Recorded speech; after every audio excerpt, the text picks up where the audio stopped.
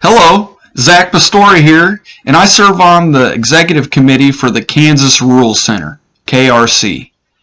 Since 1979, the Kansas Rural Center has worked to advance a diversified food and farming system that is ecologically sound, economically viable, and socially just.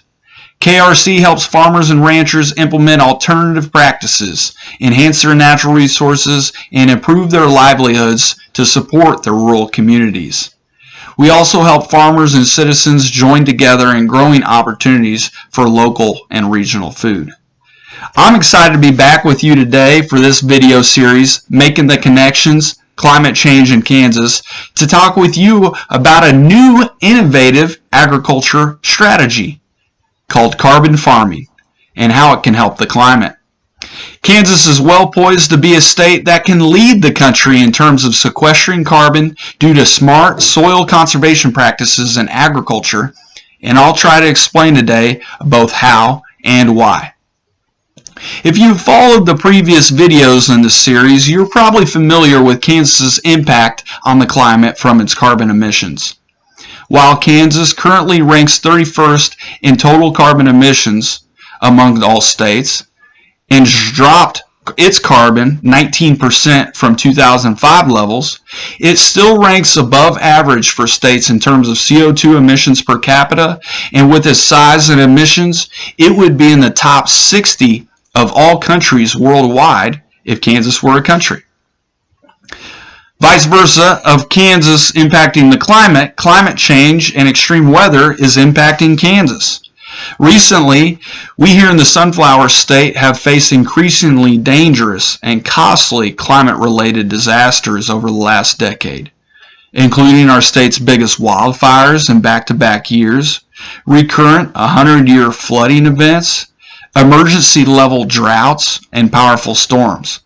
Furthermore, record-breaking monthly temperatures and rainfall, high force winds, and unseasonal weather swings have become more common, thus threatening our community safety, our infrastructure, and our economic sectors, especially our biggest industry, agriculture. You see, the growing of crops and livestock are quite susceptible to storms and volatile temperature swings. We have roughly 21 million acres of farmland in Kansas and thousands of farmers and ranchers whose livelihood depends on raising healthy crops and livestock year after year. Predictability is everything in agriculture, and climate change and extreme weather make that much tougher. Farmers have faced many struggles over the last several years, failing with crop destruction due to too much rain and flooding, unseasonal frosts, extreme drought, hail, high winds, as I previously mentioned. Animal agricultural producers face difficulty as hotter summers make it harder on their livestock, while flooding, severe storms, and blizzards threaten the livestock health and food supply. Now, according to the Environmental Protection Agency, agriculture in America accounts for roughly 9% of the total greenhouse gas emissions in the United States. If you add in land use change, and forestry, another 11% carbon footprint is added. Worldwide, agriculture and forestry practices comprise 24% of the global CO2 output. But looking to the bright side, while agriculture is highly susceptible to the impact of climate change and is a significant contributing sector to greenhouse gases, our Kansas farmers and ranchers and others in the agriculture community can play a direct role in reversing carbon emissions and positively helping the world combat climate change. According to EPA, because we manage our agricultural soils account for roughly half of agriculture's emissions right now, we can not only decrease the negative impact of agriculture, but change the sector to be a big net benefit to the carbon cycle totally. How? The answer is carbon farming. Carbon farming, part of strategies known as sustainable or regenerative agriculture, aims to take the carbon in the air and put it into the soil. Essentially, carbon farming generally refers to a broad set of agricultural practices that result in increased storage of atmospheric carbon in the soil. When plants photosynthesize, they remove the carbon dioxide from the atmosphere and store it internally.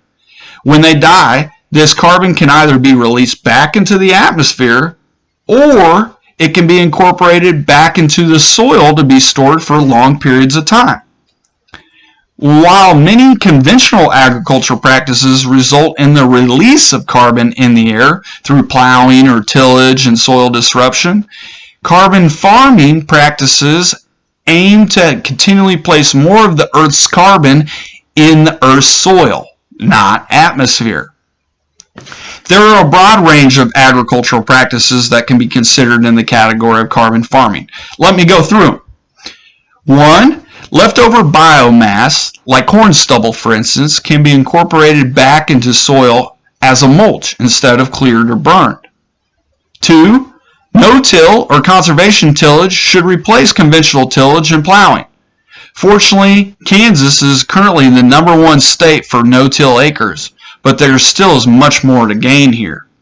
3. Crop diversity, as well as the integration of trees and livestock on the farm, can help offset carbon and replace the use of chemical fertilizers with natural fertilizers. Cover crops, instead of leaving croplands bare, can continue to help improve soil and carbon sequestration. Kansas is just beginning to see the further use of cover crops, yet cultural change and financial resources continue to be an obstacle. Even changing water irrigation practices and pest management strategies can help improve soil and thus enable a higher level of carbon sequestration. Finally, another carbon farming practice is returning some marginal cropland back to natural prairie settings, and that can help us count towards improving soil health as well. Now, all these practices can be used in a combination together, and most of all can reduce inputs of fertilizers and pesticides, saving costs and improving soil health, all benefiting farmers and farmland in Kansas and the country.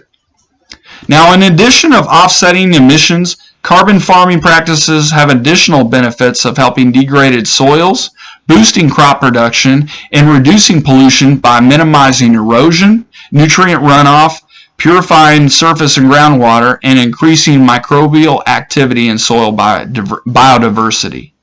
These are all great things.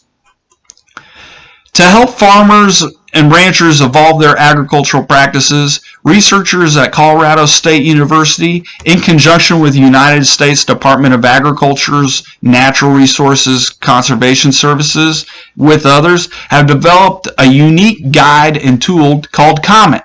And this is to help farmers implement these carbon farming strategies and calculate their impact. And nationally, more incentives and resources for conservation practices are being included in the U.S. Farm Bill. And at our state level, a Kansas state representative recently introduced legislation to allow for an income tax deduction for those who utilize carbon farming practices through the COMET tool. So expect more opportunities for carbon farming coming soon. Now, in conclusion, there is a strong nexus between climate and Kansas agriculture, with positive and negative impacts.